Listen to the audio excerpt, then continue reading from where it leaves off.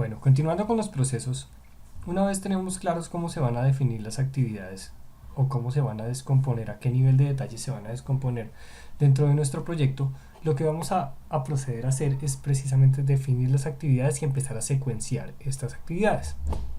Para eso pues tenemos nuestro proyecto y algo muy importante que tenemos que tener en cuenta, que no se mencionó anteriormente, es que las actividades, lo que se le conoce como actividad, debe ser siempre un elemento que, digamos, que defina una acción.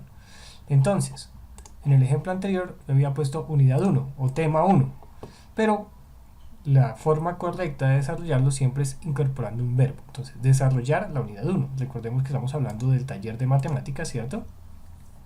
Que es nuestra cuenta de control, y nuestro paquete de trabajo para crear el taller de matemáticas va a ser crear el contenido, va a ser nuestro primer paquete de nuestra primera cuenta de control, y nuestra segunda cuenta de control va a ser crear los ejercicios, ¿cierto? Y de acuerdo al nivel de detalle que dijimos que íbamos a plantear, entonces creábamos dentro del paquete, dentro del paquete de trabajo, ¿cierto? Creábamos otro paquete que era completar el tema 1, y empezábamos a hablar de actividades, que era desarrollar la unidad 1 y desarrollar la unidad 2.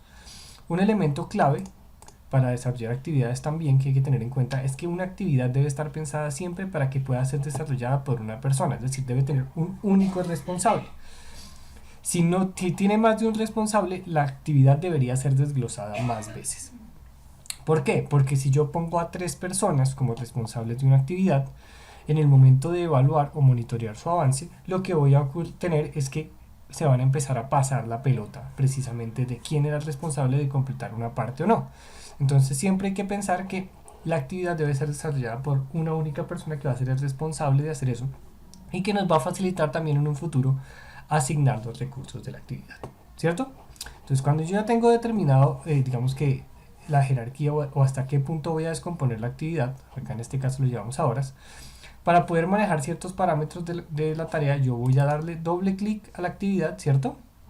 O puedo ingresar también acá por la pestaña de información, me lleva a la misma pantalla, ¿cierto?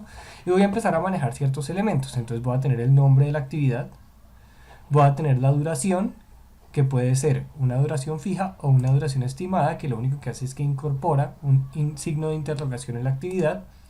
Eso depende pues del nivel de detalle con el que yo esté trabajando, ¿cierto? Voy a tener una prioridad que va de 0 a 1000, que esto lo vamos a ver más adelante cuando hablemos de la asignación de recursos o de el monitoreo, cuando empecemos a ver técnicas para controlar o mover el cronograma. Entonces la prioridad va a ser importante, por ahora la vamos a dejar quieta. Hay una casilla que dice porcentaje completado, esa casilla no se mueve, por favor no la muevan, eso lo veremos más adelante en monitoreo. Una mala práctica es moverla desde este momento que estamos planeando. La forma de programación, manual o automática, en este momento trabajamos, digamos, de forma automática, y las fechas, ¿cierto? Acá a la izquierda vamos a tener unos parámetros que dice mostrar la escala de tiempo, ocultar barra y resumida. Si quiere arruinarle la vida a alguien, puede ocultar la barra. ¿Qué ocurre? Que cuando yo oculto la barra desaparece el cronograma, entonces usted vuelve loca a una persona cuando usted hace eso. ¿Resumida a qué se refiere? A que dentro del cronograma yo puedo ver la actividad como si fuera, digamos que un resumen, como una cuenta de control, ¿cierto? Nos sirve para hacer ciertos controles, y mostrar en escala de tiempo lo que me permite es que yo veo la actividad como si fuera, digamos que en un día específico. Tienen unos usos muy particulares, pero pues importante saber que existen y que se pueden manejar, ¿cierto? ¿Qué otros elementos tenemos que tener en cuenta? Entonces, en esta sección podemos ver las predecesoras de la actividad. En este caso, como digamos que estoy parado sobre la primera tarea de una cuenta de control, pues no va a tener predecesora, pero si me paro en la siguiente, entonces yo ya puedo ver que en sus predecesoras va a estar la actividad número 5, ¿cierto? Y que tiene una relación de tipo. Los recursos vamos a ver más adelante, y esta sección es muy importante, que es la sección de avanzado. ¿Qué ocurre en la sección de avanzado? Que no nos podemos tener controles de elementos que tienen que ver con el calendario, y donde nos vamos a empezar a notar ciertas restricciones que nos permite utilizar la herramienta. Entonces, restricciones tales como cuáles. Yo podría decir que la fecha límite de terminar esta actividad, digamos que no la manejo. Este not significa que lo hace automáticamente, ¿cierto? No tiene restricción. Pero yo puedo poner esta actividad tiene que acabar máximo el día 23. por dar un ejemplo, ¿cierto? ¿Qué ocurre? Que él me acomoda inmediatamente una flecha donde dice cuándo debo acabar. Bueno, le di un rango muy alto, entonces pongámosle un rango un poco más corto, supongamos que trabajamos el 15, ¿listo? Entonces me lo acorta.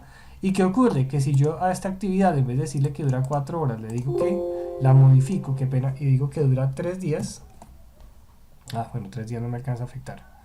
Dije que es que lo puse muy lejos. Regálame un segundo, puse el 15, no, estoy súper lejos. Pongámosle al 7, aceptar. ¿Cierto? Entonces acá me aparece un mensaje donde dice se pasó. Volvamos a la asignación inicial, tenía 4 horas. Ahora digo que dura 3 días. Inmediatamente Project me está diciendo hay un problema porque esta tarea supera la fecha límite de finalización, ¿cierto? Eso es una forma de manejarlo para poder tener ciertos controles de la actividad. Entonces eso lo hago cuando conozco que la tarea efectivamente tiene algún tipo de restricción de finalización. Otra forma de utilizarlo, entonces tipos de restricción, debe comenzar un día específico. Entonces yo requiero de un recurso o requiero de algún tipo de elemento que me, digamos que me limita el que la actividad comience antes. Entonces yo le puedo dar una relación de que debe comenzar un día específico y le pongo la fecha de la restricción. Debe comenzar el día 13, por ejemplo. Debe comenzar ese día. Inmediatamente me va a decir que hay una restricción, ¿cierto? Se genera un conflicto con una de más actividades que están vinculadas. Este mensaje es muy importante y hay que leerlos todos porque de acuerdo a lo que pase yo tengo que controlar mi cronograma, ¿cierto? Cancelar, no se aplica restricción, entonces no haga nada. Evite el conflicto mediante restricción de tipo, de no comenzar antes. O continuar, se establecerá una restricción de tipo debe comenzar él. Entonces yo le pongo la asignación y nos damos cuenta que me corre todo el cronograma a la fecha que dije que debía empezar. Porque la decisión la tomé y me pone este icono de restricción. ¿Cierto? ¿Qué ocurre? Que si yo dije que esta actividad empezaba el 13 y ahora yo digo que esta actividad dura, no sé, 10 días. Dura 10 días. Inmediatamente él me va a marcar que hay un conflicto, ¿cierto? Porque la actividad debe comenzar ese día. Pero tiene una restricción y es que debe haber terminado la actividad anterior para que eso ocurra. Entonces me empieza a mostrar que hay un problema en el cronograma. ¿Listo? Muy útil para este tipo de funciones. Del mismo modo, entonces yo puedo poner que debe finalizar un día específico. Y si corro todo el cronograma me va a aparecer un problema, ¿cierto? Puede no comenzar antes de o no comenzar después de o no finalizar. Entonces este tipo de restricciones me permite hacer controles sobre las tareas que requieren de un elemento en particular para comenzar. Todas estas variables de restricción deben estar debidamente justificadas por algún tipo de documentación o aprobación que debería ir en la actividad como forma de nota. Entonces, restricción restricción tal por aprobación, ¿cierto? Restringida por comité, por dar un ejemplo. Listo. Y digo la asignación. En este caso, pues, no pasa nada. Obviamente ahí la eliminé, pero me está mostrando, porque cambié la fecha de inicio. ¿Sí ven? Fecha límite, puse una fecha límite y no me había dado cuenta que la había puesto.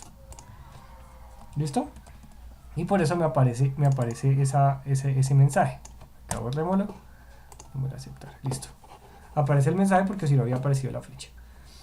Esa es la forma de controlar cómo se comportan las actividades y cómo, digamos que, generar una definición de ellas para especificar en el cronograma.